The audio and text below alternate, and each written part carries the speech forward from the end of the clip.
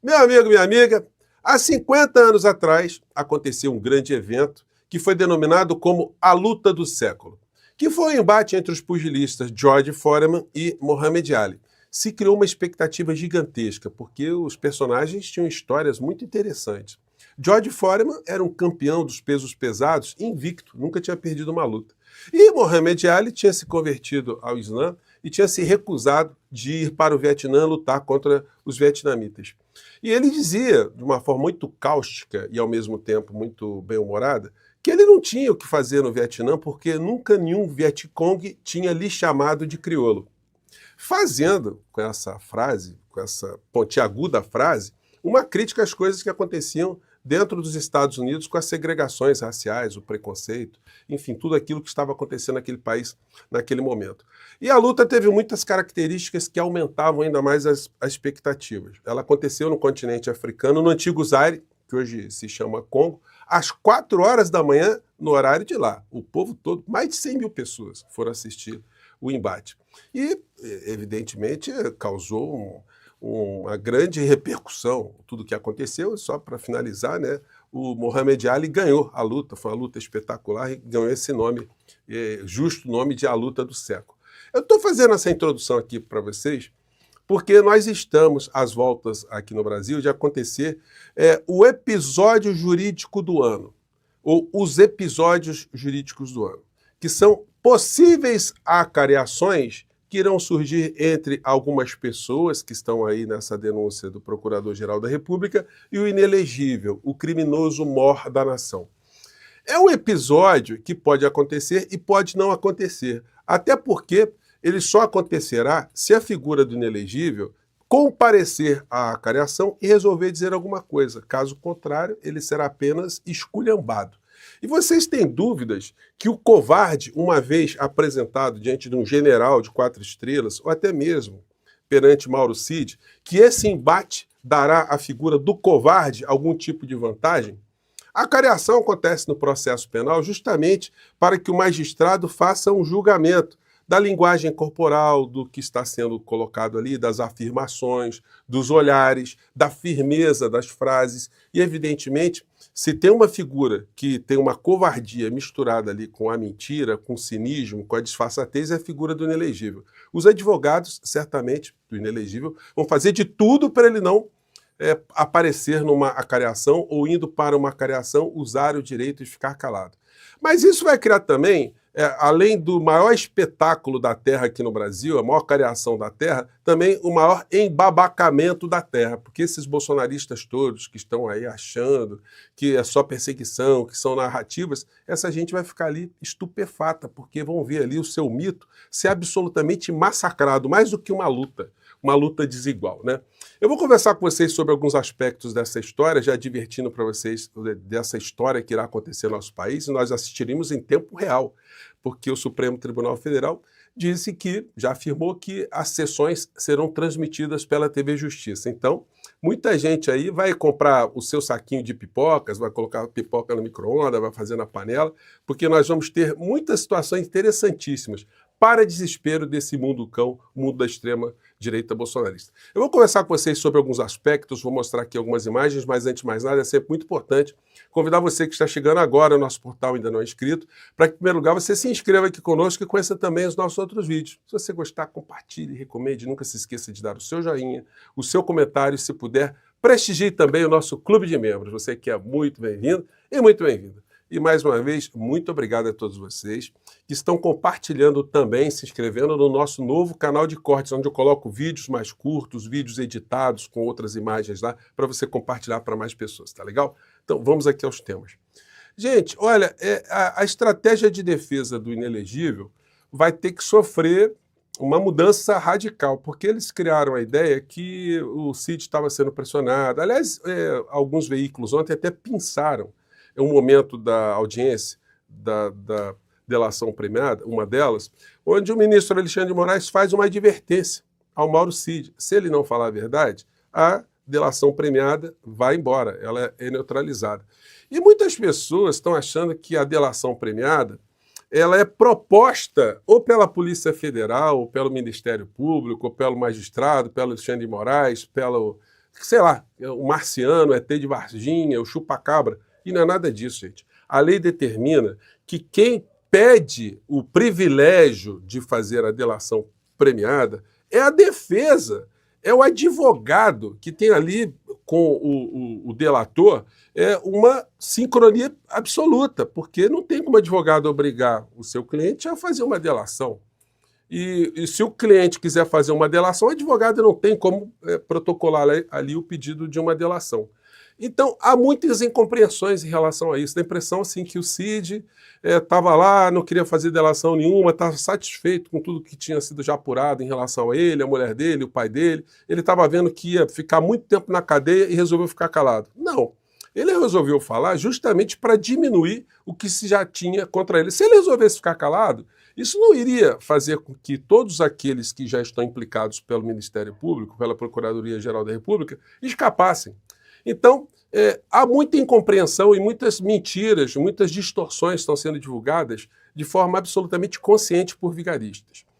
Hoje, mais cedo, eu postei às 7 horas da manhã um encontro com vocês aqui, onde eu esclareci alguns desses pontos aí que a extrema-direita, através de uma pessoa como o Deltan Dallagnol, está espalhando por todos os lados.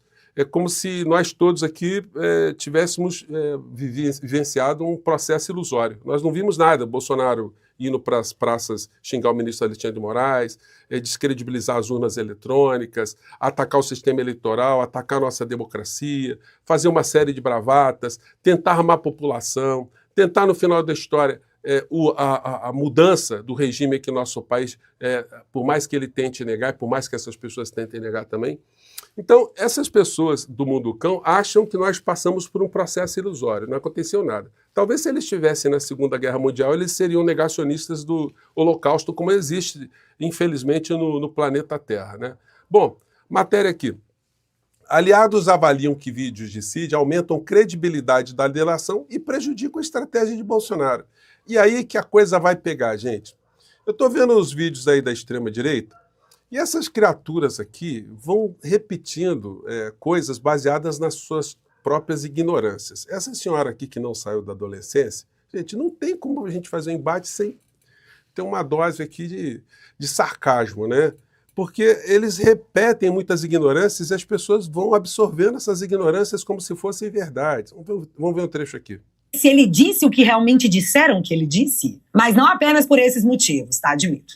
A gente é bem curioso. Ficamos, no mínimo, intrigados de que a PGR rejeitou a delação do Cid 3 dias antes do Alexandre aceitar. Vocês entendem que o órgão que investiga não ficou interessado no que o Cid havia relatado, mas Alexandre ficou. Portanto... Minha filha, o ministro Alexandre de Moraes não tem nada a ver com essa história. É claro, a senhora não tem obrigação de saber, né? Quem propõe a delação é o Cid, é o advogado do Cid. E a delação só é aceita, segundo a lei, se ela oferecer algum elemento novo. Qual é a função do delator? É explicar alguma coisa que a justiça ainda não apanhou, não conseguiu identificar. É interesse do delator. O judiciário está na dele, o Ministério Público está na dele, a Polícia Federal está cumprindo a sua função, já tinham levantado muito. Então, esse tipo de fala dessas criaturas desinforma as pessoas, cria uma noção equivocada de como funciona o processo penal aqui no nosso país, como é que funcionam as investigações, enfim. O ministro Alexandre de Moraes, isso aí não foi muito ressaltado ontem em muitos canais. Ele, quando adverte o Cid, ele está fazendo um papel que todo magistrado tem que fazer, uma testemunha, alguém que está ali naquela condição. Todo mundo que já teve uma audiência trabalhista, a primeira coisa que o magistrado diz ali para uma testemunha, que ele faz, é a advertência, que a testemunha tem que falar a verdade, porque senão ela pode sair presa dali por falso testemunho. Então, isso aí faz parte. Vocês veem filmes americanos, né? Onde alguém vai ser preso e sempre o policial diz, olha, você tem o direito de ficar calado, qualquer coisa que você disser poderá ser usado contra você. Inclusive a Constituição brasileira determina que todas as pessoas que sejam presas, que são presas, elas também sejam advertidas, também dos seus direitos, enfim.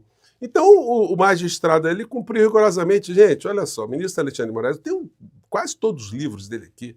Ele não é trouxa, ele não ia numa dessa aqui, enfim, ele está muito concentrado, ele sabe exatamente como é que esse jogo de xadrez está sendo jogado. Então essa turma pode tirar o cavalinho da chuva.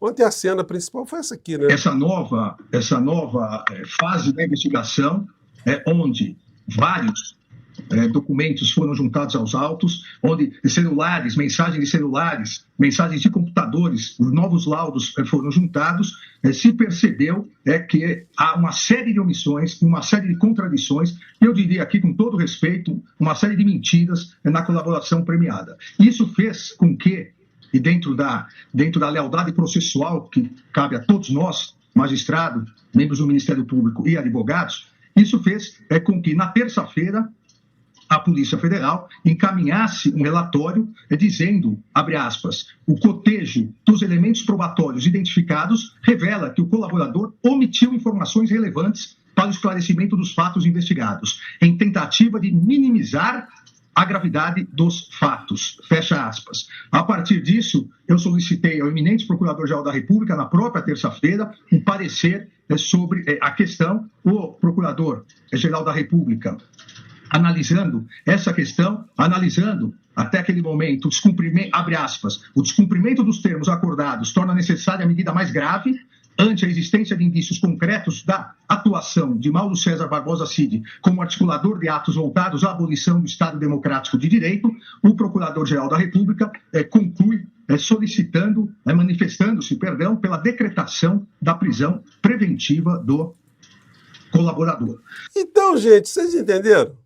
A Polícia Federal falou, o cara tá mentindo, Mandou o Procurador-Geral da República e falou, o cara tá mentindo, vamos anular a delação e cana pro indivíduo. Aí a defesa, não, vamos fazer uma nova audiência, ele vai explicar as coisas ali. Poderia ter ficado calado, né? Mas essa gente do mundo cão não tem ideia, né? Eles vão para todos os lados aí falando essas coisas e repetindo. Aqui tá o trecho da legislação que eu separei para falar com vocês, que fala sobre isso. Olha, é o artigo 3º-C da lei. A proposta de colaboração premiada deve estar instruída com procuração do interessado com poderes específicos para iniciar o procedimento de colaboração e suas tratativas ou firmada pessoalmente pela parte que pretende a colaboração e seu advogado ou defensor público.